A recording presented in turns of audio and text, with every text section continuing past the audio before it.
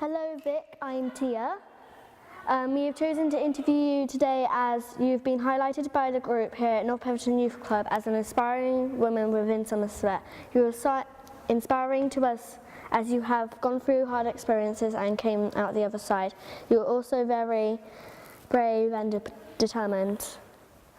Why did you want to be a youth worker? What did you get out of it?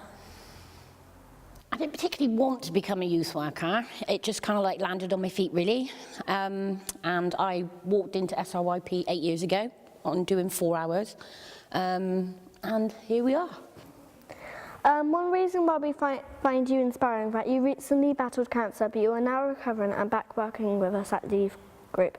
How has your illness affected you? How did you cope on bad days? When you have a bad day, when you've had the chemotherapy, it kind of like runs in a circle. You kind of like have the chemo, say you're like on a Monday, then you know by Wednesday, Thursday you're going to be quite poorly. And how I've always described it is it's quite vicious, because one minute you're feeling absolutely fine, and the next minute it'll just take your feet out and you just got to be in bed and you get hot and cold sweats and you feel really sick and poorly, don't want to eat but you're hungry. Yeah, how did I cope? I think that was just basically, I had to cope, and my family was just amazing. I had a lot of support from my family and really close friends. Could you maybe tell us the family members that helped you get through cancer? Well, it's my family that I got at home, which is my partner Scott, and I've got a 23-year-old daughter, a 15-year-old daughter and a 14-year-old son, and they helped a lot. But also my dearest friend, which is my friend Tracy, and another one called Tracy, they were fabulous as well. There was one time I couldn't physically get out of bed and I was absolutely starving, but I just knew I wouldn't be able to go and get something to eat. And I phoned my friend, she was there within 5 minutes downstairs, made me a sandwich and a cup of tea. You know, that's what friends do, isn't it? Do you maybe want to show us the pictures you brought in? Well, I can't show them, I'll put them here. I bought these in because I wanted to show you. This one here where I'm stood with my son is when on my second spout of chemotherapy my hair started falling out, but it was really, really painful on my scalp, to the extent when the wind blew it felt like somebody was scratching at my head. So I decided then that night I was going to shave all my hair off. In this picture as well, you'll see that I've got a bandage on my arm there, which is a PICC line, and it's a tiny little thin tube like that, and they put it through your arm and they travel it all up here, and it sits just above your heart. So then when I have the chemotherapy, they just plug it in and the chemotherapy goes in. When you think of chemotherapy, what do you think it looks like? Well, I've never actually been in therapy, but I hope you never do. Maybe like a room that has lots of chairs and maybe someone, and then there's people like talking about their issues or something. Do you know what chemotherapy actually looks like, though? What it is? It's like a fluorescent orange, and when you first have it, it is, you're right, it's just like a lounge, and everybody comes in and we all sit and they have a cup of tea, and then they bring out this stuff, and they bring out some saline, which is like basically distilled water, I believe, something like that. And then there's this big tube, about this big, that they sit there, and then that's when you'll see.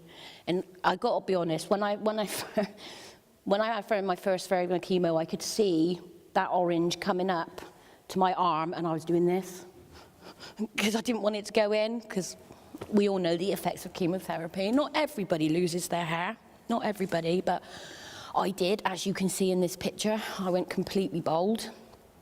Your hair does still grow, that's the thing, and I was shaving my head probably twice a week, but it's what I call chemo hair. It's just not nice hair. So it's more like a Brillo pad, to be honest. How are you coping today? I'm fabulous now. It's gone. I'm waiting for my last appointment, which was not going to be my last one, because I am actually put in remission yet. Do you know what I'm not by remission? It means basically I go into remission for 5 years, and then and then hopefully then they just let me loose then, and I'm back, you know, to normal. Yeah, I mean, I can now. I mean, I'm very quietly confident that it has all completely gone. But the thing is with cancer is it's so minute. Even all these fabulous machines that hospitals got now cannot pick up any of the cancer. So I think it's very doubtful that I've got some, because chemotherapy will basically kill. That's what it does. I mean, basically, it kills it. So I'm quietly confident I am completely clear, but I won't know that until 2 or 3 weeks' time. So keep your fingers crossed for me. Have you had to stay in hospital for like an amount of time, like overnight for? I got two viral, well, they say infections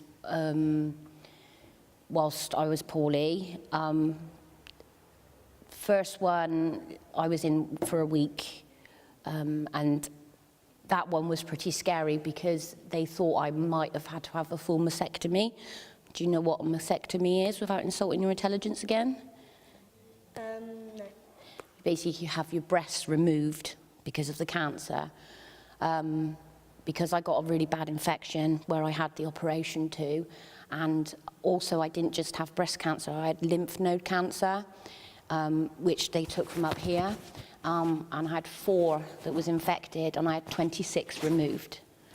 So, yeah, so I got the infection, and it's pretty scary because you're confined, you're not allowed out, you've got to be in a room on your own, and it's only the nurses are allowed to see you, and very, very close families, because of like infections. If I wouldn't have been able to come anywhere near you if you had a cold, or anything like that, because actually a common cold to you, but to me, it would have killed me because I would have got pneumonia. That was the first one, but luckily, I didn't have a mastectomy. And then the second time, I went back in because they did think that I had pneumonia, but I just had an infection, but they couldn't find where the infection was. So I was in there for another week. Yeah, some hospitals are pretty rubbish, basically. Musgrove is fantastic.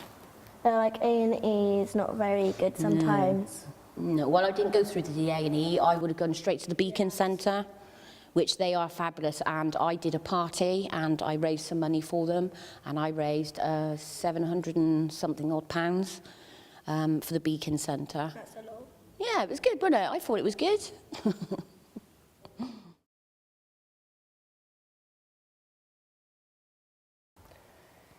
Which women do you find inspiring and why? Are there any women in Somerset that have inspired you in the past or present day? The woman that did inspire me, but unfortunately she's dead now, which was Princess Di. That was because she did a lot of stuff for charity, especially for like starving children, things like that. There's a woman in Somerset that's inspired me. I guess I could say really my ex-line manager, Andrea. She was just amazing. She was brilliant.